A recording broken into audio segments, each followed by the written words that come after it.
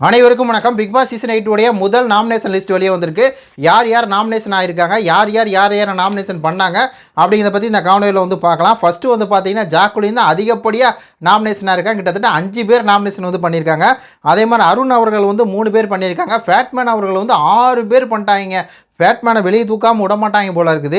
அதுக்கப்புறம் முத்துக்குமரன் இருக்கார்ல, அவர் வந்து 3 பேர் வந்து பண்ணியிருக்காங்க. சௌந்தர்யாவை 4 பேர் பண்ணியிருக்காங்க. ரஞ்சித் அவர்களை 3 பேர், மொத்தம் 6 பேர் வந்து நாமினேஷனில் வந்திருக்காங்க. இதில் அப்படியே ஆர்டர் படி யார் யாரை சொன்னோம் அப்படிங்கிறத இப்போ பார்க்கலாம். ஃபஸ்ட்டு தர்சிகா வந்து உள்ளே போனாங்க. அவங்க வந்து ஜாக்லினை வந்து சொன்னாங்க, இந்த மாதிரி டீமோட ஃபிட் ஆக மாட்டேங்குது, இதுவாக தனியாக வந்து ஒரு மாதிரி வந்து சுற்றிட்டு இருக்கு அப்படிங்கிற மாதிரி சொன்னாங்க. அதுக்கப்புறம் ரஞ்சித் சார் வந்து சென்சிட்டிவாக இருக்கார் அப்படின்னு சொல்லி ரஞ்சித்தை வந்து குத்தி விட்டாங்க. அதுக்கப்புறம் தீபக் உள்ளே போனார். தீபக் உள்ளே போய் இந்த மாதிரி ஜாக்லின் அவங்க டீமை வந்து செயல்படாமல் தனியாக வந்து செயல்படுறாங்க, அதனால் அவங்கள நான் குத்துனேன் அப்படின்னு சொன்னார். அதுக்கப்புறம் அன்சிதா வந்து சொன்னார், அவங்க வந்து யாரோட மிங்கிள் ஆக மாட்டேங்கிறாங்க, அது ஒரு ஜோன்லேயே இருக்குது அப்படிங்கிற மாதிரி வந்து சொன்னார். அதுக்கப்புறம் சௌந்தர்யா வந்து அருணை வந்து சொன்னாங்க. அருண் வந்து பார்த்தீங்கன்னா அப்படியே ஒரு மாதிரி வந்து இருக்கார், விட்டு கொடுக்க மாட்டேங்கிறாரு. இந்த கேப்டன்சி டாஸ்க் நடந்துச்சுலையே அதோட வெஞ்சன்ஸை வச்சு சொன்னார். இந்த மாதிரி சௌந்தர்யா வந்து அருணை சொன்னாங்க. அது மாதிரி அருணை வந்து சொன்னாங்க, அருணோட கேம் பிளானா என்னன்னு சொல்லி எனக்கு புரியலை அப்படிங்கிற மாதிரி சௌந்தர்யா வந்து அருணை வந்து சொன்னாங்க. அதுக்கப்புறம் முத்துக்குமரன் வந்து ரஞ்சித்தையும் அருணையும் வந்து சொன்னாங்க. ஒரே காரணம் தான், முத்துக்குமரன் ரஞ்சித்தையும் அருணையும் சொல்லிட்டு அவங்க 2 பேரும் நல்லவங்க மாதிரியே நடிச்சுட்டு வந்து இருக்கிறாங்க, அவங்க வந்து நேர்மையானவங்கள காட்டிக்கிட்டே இருக்காங்க அப்படின்னு சொல்லி இந்த இடத்துல தான் முத்துக்குமார் மேலே நம்மளுக்கு விமர்சனம் வருது.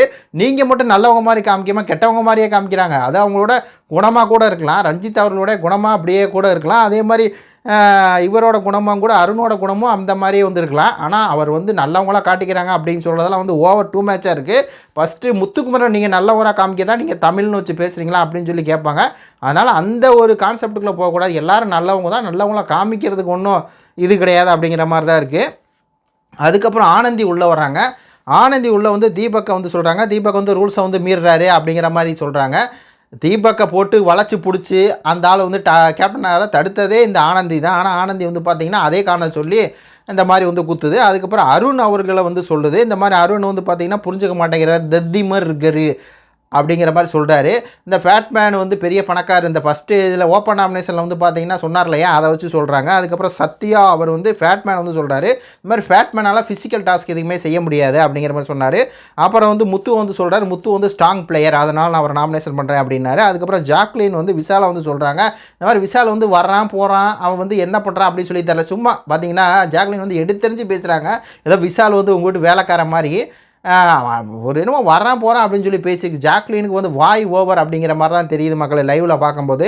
அதுக்கப்புறம் சுனிதா வந்து சொல்கிறாங்க, சுனிதா வந்து ஒரு கான்வர்சேஷனுக்குள்ளே வைக்க வரமாட்டாங்க, அவங்க வந்து காமெடி அப்படிங்கிற பேரில் வந்து ஒரு மாதிரி பண்ணிக்கிட்டு இருக்காங்க அப்படின்னு சொல்லி சுனிதா வந்து சொன்னாங்க. அது தெரியுமா, ஏற்கனவே சண்டை ஆகிச்சு 2 பேத்துக்கும், அதனால் வந்து அவங்க மாற்றி சொல்லிக்கிட்டாங்கன்னு வைங்க. அதுக்கப்புறம் ஜெஃப்ரி வந்தார். ஜெஃப்ரி வந்து சௌந்தர்யா வந்து சொல்கிறாரு, இந்த மாதிரி வந்து இவங்க யாரு கூடயும் சௌந்தர்யா வந்து சேராமல் அப்படியே அவங்க வாட்டில் இருக்காங்க அப்படிங்கிற மாதிரி சொன்னார். அதுக்கப்புறம் ஃபேட்மேன் வந்து ஹெல்த் இஷ்யூ இருக்குது, அதனால் அவர் வீட்டுக்கு போனால் நல்லாயிருக்கும் அப்படிங்கிற மாதிரி சொன்னாப்புல. அதுக்கப்புறம் தர்ஷா குப்தா வந்து சௌந்தர்யா இன்ஆக்டிவாக இருக்காங்க அப்படிங்கிற மாதிரி சொல்லிட்டு, அதுக்கப்புறம் அருணோட என்னால் கனெக்ட் ஆகவே முடியல, அவர் கூட நான் பேசவே முடியல, க்ளோஸ் ஆகவே முடியல அப்படிங்கிற மாதிரி வந்து சொன்னாங்க. ரைட்டு.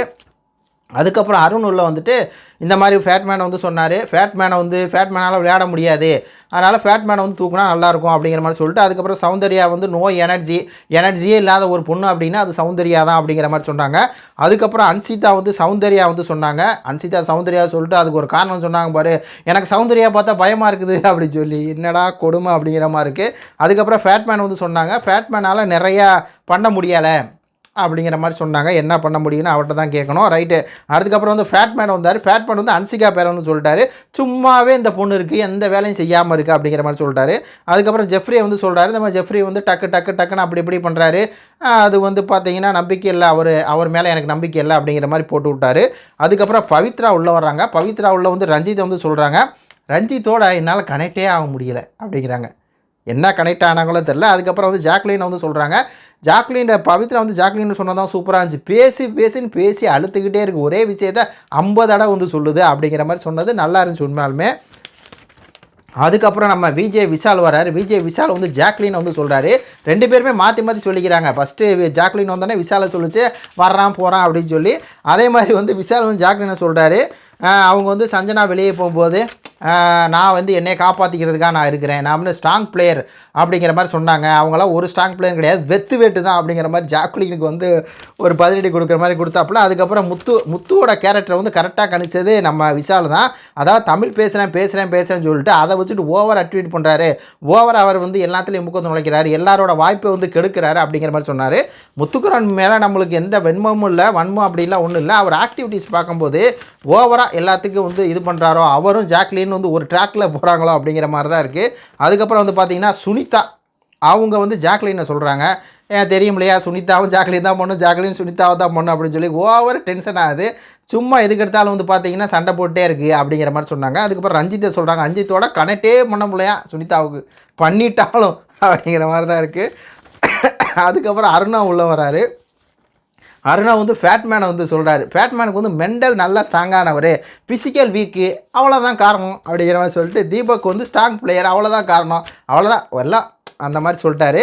அதுக்கப்புறம் ரஞ்சித் வந்து ஃபேட்மேனை சொல்கிறாரு, இந்த மாதிரி ஃபேட்மேனை வந்து கேம் பிளே ஃபேட்மேனோட கேம் பிளே பார்க்கும்போது இவர் கோக்குமாக்கா இருக்கான், கோக்குமாக்கா தாங்க இருக்குது ரஞ்சித், நீங்கள் தான் அதோட புரிஞ்சுக்கிட்டு விளையாடணும் அப்படிங்கிற மாதிரி இருக்குது. அதுக்கப்புறம் முத்து வந்து சொல்கிறாரு, மற்றவங்க வந்து தயக்கத்தில் இருக்கும்போது மற்றவங்க ஏதாவது ஒரு விஷயம் பண்ணால் ஒரு சில தயக்கங்கள் இருக்குன்னா அப்போ இவர் தன்முனைப்பாக வந்து அவராக அப்படியே இது பண்ணிடுறாரு அப்படிங்கிற மாதிரி வந்து சொல்லி இந்த மாதிரி முத்து வந்து நாமினேஷன் பண்ணாங்க. மொத்தம் 17 பேர் சேர்ந்து வந்து பார்த்திங்கன்னா 6 பேர்த்த வந்து நாமினேஷன் பண்ணியிருக்காங்க. அதில் அதிக ஓட்டுகள் வாங்கினார் ஃபேட்மேன், 6 ஓட்டுகள் வாங்கி விட்டார். 2000 கொடுத்த ஜாக்லின் 5 ஓட்டுகளையும், அதுக்கப்புறம் வந்து சௌந்தர்யா 4 ஓட்டுகளையும், அருண், முத்து, ரஞ்சித் ஆகியோர்கள் தலா 3 ஓட்டுகளையும் பெற்று இந்த 6 பேரும் இந்த வாரம் நாமினேஷனில் வருகிறார்கள். நீங்கள் யாருக்கு ஓட்டு போட போகிறீங்க அப்படின்னு சொல்லி கமெண்ட் பண்ணுங்கள். நன்றி, வணக்கம்.